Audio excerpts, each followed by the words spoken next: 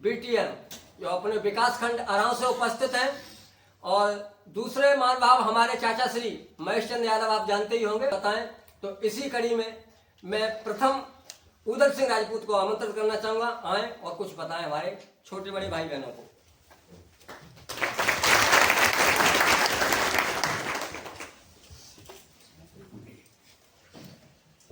पहले तो मैं धन्यवाद देना चाहूँगा प्रवीण जी को, इनकी विचारधारा को।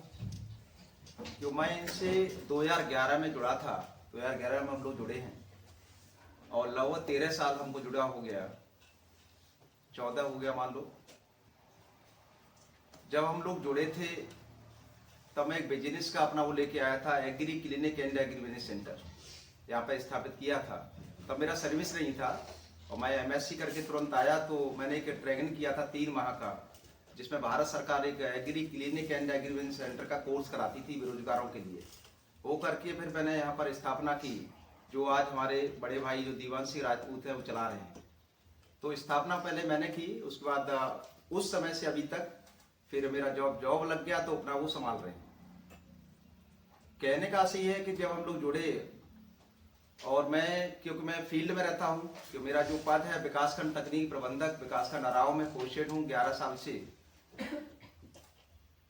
ऐसा गांव नहीं है विकासखंड अराव का जिसमें मैंने भ्रमण न किया हो, और पर डे मैं 4-6 गाँव का भ्रमण करता हूँ, किसानों के बीच में रहता हूँ। अपने यहाँ इस जो ये इनकी जो विचारधारा जो आई है ई लाइब्रेरी की, उस पर मैं बोलना चाहूँगा कि बाकी में इसकी बहुत बड़ी नितांत आवश्यकता थी, क्योंकि जिस चलन जो पैटर्न है उसके अकॉर्डिंग हम लोग नहीं चलेंगे तो कहीं ना कहीं हम लोग बाधित हो जाएंगे, पीछे हट जाएंगे। तो हमें समय के अनुसार, समय की मांग के अनुसार चलना अत्यंत आवश्यक है। आजकल इतना साधन संसाधन बढ़ गया, हर घर में मोबाइल आ गया, अब तो 3G 2G 5G तक हम लोग पहुंच गए। इनकी जो विचारधारा आई ई लाइब्रेरी को, एक दिन हमारी बातचीत हुई तो हमने की बहुत नितांत आवश्यक है अपने क्षेत्र में, क्योंकि जो विकासखंड अराव है एकदम रूरल एरिया में पड़ता है। यहाँ से सुकोबाद भी 10 से 11 किलोमीटर दूरी पर है, सिरसागंज भी 11 किलोमीटर है, घिरोर भी है, मतलब मध्यस्थ में पड़ता है किनकी। ऐसे में ग्रामीण एरिया के लिए ई लाइब्रेरी का होना बहुत अत्यंत आवश्यक था। और इनकी जो विचारधारा थी, तो इनकी विचारधारा के इन्होंने अपना अनुरूप जो है ई लाइब्रेरी की स्थापना की। तो सबसे पहले मैं प्रवीण जी को अपनी तरफ से आज के नव वर्ष के अवसर पर अपनी तरफ से और आपकी तरफ से इस लाइब्रेरी के लिए जो मनमोहन लाइब्रेरी उन्होंने खोली है, ओपन की, और उसके लिए बधाई देता हूं। और ये बधाई के पात्र हैं कि आपने यहाँ की शिक्षा के लिए ये सोचा, और आज इतनी संख्या देख करके वाकई में मन बड़ा प्रफुल्लित हो रहा है कि कितनी आवश्यकता थी इसकी लाइब्रेरी की। शहरों में तो बहुत सारी चल रही थी पहले से, क्योंकि जो किताबी ज्ञान था उससे हटकर के नया पैटर्न आया। तो क्या है कि किताब में कहीं ना कहीं समय बहुत ज्यादा वेस्टेज होता है, तो मोबाइल के जरिए, गूगल के जरिए, या जो भी पैटर्न है आप लोगों के, मैं तो इसमें खैर अभी तक लाइब्रेरी में कहीं प्रतिवाद नहीं किया, क्योंकि हमारे समय वही किताब वाला चलता रहा है, तो उसी से पढ़ा हुआ हूँ। आज इतनी संख्या देखिए बाकी बहुत अच्छा लगा। आज नववर्ष भी है, 1 जनवरी है, 2025 है। चूंकि मैं फील्ड में रहता हूं तो मैं देखता हूं 90% हर घर में मैं लगभग टच में हूं, अपने अराव ब्लॉक में हर गांव में आप लोग मुझे देखते होंगे। तो कहीं ना कहीं एक बात अभी की ही प्रवीण जी ने, बड़े भाई की तरह हमारे, कि जो मोबाइल में बहुत सारी चीज लाभ वाली भी है, तो कहीं ना कहीं उसकी थोड़ी बहुत हानियां भी होती हैं। जो मैं अभी गौर से इनका भाषण सुन रहा था, जो उन्होंने स्पीच दिया, तो उसमें बताया कि कई लोग इंस्टाग्राम अपना या जो भी चलाते रहते हैं, समय वेस्टेज करते रहते हैं। तो वाकई में ये कट सत्य है कि यदि इसका सही से पालन न किया जाए तो हम कहीं न कहीं इससे भटक सकते हैं। और मैं अपने ऊपर ही बता दूं, मेरी फैमिली में भी शाम को कभी कभी बेड पे बैठा होता हूं तो मैं भी कभी चलाने लगता हूं, तो हमारी मैसेज खुद हम पे डांटने लगती हैं, बोलते अरे आप फालतू चीज खोल लेते हो और उसमें समय वेस्ट ही करते रहते हो। होता क्या है कि बच्चे छोटे, हमारा एक 10 साल का, एक 8 साल का है, तो बच्चे भी कहीं उसको सीखने लगते हैं। आज मैं भी ये दृढ़ संकल्प लेता हूं कि जो फालतू चीजें हम लोग इंस्टॉल करके चलाते हैं, क्या बोलते हैं उसको, चलाते रहते, बढ़ाते रहते हैं, रील बोलते हैं, उसको मैं भी देखता हूँ, है ना, शाम के समय में। तो कहीं की हम लोगों में भी डांट पड़ जाती है, लेकिन बाकी में उसमें समय बहुत वेस्टेज होता है। तो देखना चाहिए, जो उपयोगी वाली चीजें हैं वो देखना चाहिए।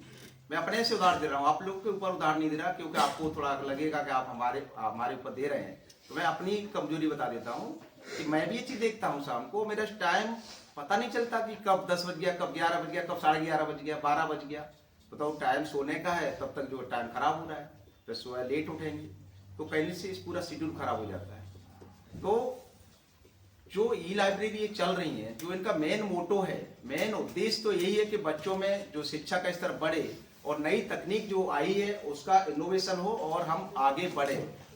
तो हमारे बीच में आपके जो है भूतपूर्व प्रधान जी हैं और जो लाइब्रेरी संचालक हैं उनके फादर भी हैं, पिताजी हैं, उनका स्वागत है। तो हम लोग अपना बिंदु पे आते हैं, थोड़ा मैं 2 मिनट लूंगा। जिस कंसेप्ट के लिए हम लोग यहाँ आ रहे हैं, इतना समय दे रहे हैं, ये तो हम बिल्कुल मन से करेंगे तो निश्चित सफलता मिलेगी और मैक्सिमम लोगों को सफलता मिलेगी। किसी के शेयर में नहीं है। एक में अपने करीबी दोस्त हैं हमारे, उनको एक पंडित जी ने आज से 4 साल पहले ऐसे उन्हें हाथ दिखाया तो बोल दिया कि हमारे हाथ में देखो जरा क्या है। ये बिल्कुल मतलब आपको घटना सुना रहा हूँ। उनसे कहा कि अरे तुम्हारे में सरकारी नौकरी नहीं है, और वो हमारे बहुत करीबी, हम लोग 2002 से साथ मतलब 22 साल से। उनसे जब उन्होंने कह दिया तो 1 साल के लिए वो डाउन मार गए, आवेदन वगैरह सब बंद कर दिया उन्होंने डालना। उसके बाद फिर उन्हें लगा कि नहीं, मैं मेहनत करना चाहिए, और उन्होंने मेहनत की और आज वो राजस्थान में इंटर कॉलेज में लेक्चरर हुए हैं और राजस्थान आयोग से, और 1 साल से अपना सर्विस में होगा। मतलब किसी ने यदि कह दिया कि हमारे हाथ में नहीं है, लेकिन हम लोग इससे बदल सकते हैं, चेंज कर सकते हैं अपनी मेहनत से। उनको हमारे सामने बोला गया था, उनके ही जो मिलने वाले थे वो भी ब्राह्मण है, जो बोलने वाले थे वो भी ब्राह्मण भी थे। तो ऐसे हाथ दिखाया, और कई साल पहले की बात है, तो उनसे स्पष्ट ये कह दिया कि आपको सरकारी सर्विस नहीं मिलेगी। लेकिन उन्हें थोड़ा उनका मनोबल डाउन हुआ 1 साल के लिए, लेकिन फिर उन्होंने जी तोड़ मेहनत किया। आज वो इंटर कॉलेज में लेक्चरर हुए, आयोग से हुए राजस्थान में। तो कहने का आशय ये है कि हम जब मेहनत करेंगे तो सफलता निश्चित तौर पर मिलेगी। तो हम आप लोगों को प्रयास करते रहना चाहिए। फर्स्ट अटेम्प्ट में नहीं मिल रहा है, सेकंड में मिलेगी, थर्ड मिलेगी, लेकिन मिल जाएगी। कोशिश करेंगे तो, और कोशिश नहीं करेंगे तो फिर कोशिश नहीं करेंगे तो वहां तक नहीं पहुंचेंगे। तो ये लाइब्रेरी का कंसेप्ट तो बहुत अच्छा है, और बस यही है कि बशर्ते इसका सदुपयोग किया जाए। यदि हमने इसका नेगेटिव ले लिया तो निश्चित तौर पर इसके नकारात्मक परिणाम भी होते हैं। तो ई लाइब्रेरी को मैं फिर से पुनः अपनी बाड़ी को विराम देते हुए आप सभी को, जितने भी इसमें छात्र उपस्थित हैं जो अपनी तैयारी कर रहे हैं, जिन जिन परीक्षाओं की तैयारी कर रहे हैं आप लोग, मैं आशा करता हूं कि आज 1 जनवरी है 2025, नया वर्ष शुरुआत हुआ है। तो आप अपनी मेहनत के साथ, कड़ी मेहनत के साथ जो भी एग्जाम देंगे उसको अपना फाइट करेंगे, अपने लक्ष्य तक पहुंचेंगे। इसी आशा के साथ मैं अपनी जो है बाड़ी को विराम देता हूं। धन्यवाद। जय हिंद, जय भारत।